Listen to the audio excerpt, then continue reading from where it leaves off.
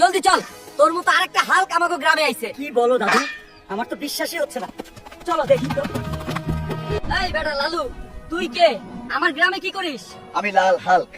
আমি আমার গ্রামে 40 বছর পর ফিরে আইছি। বাবা হাল্ক, এই লালটা তোর ভাই। সেই ছোটবেলায় তোর বাবার সাথে পাগলা বাবার মেলায় যায় হারাই গেছিল।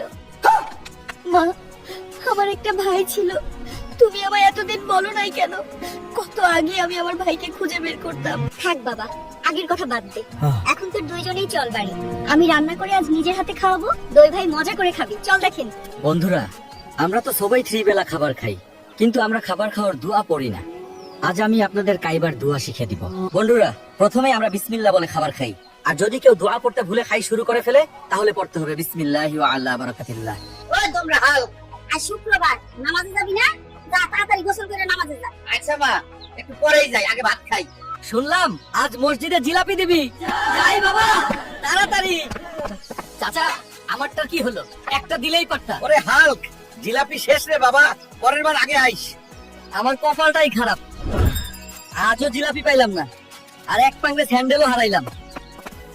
হায় রে! কেউ হাল্ককে খবর দে, হাল্কই আমাদের এই ভূত থেকে বাঁচাইতে পারবে।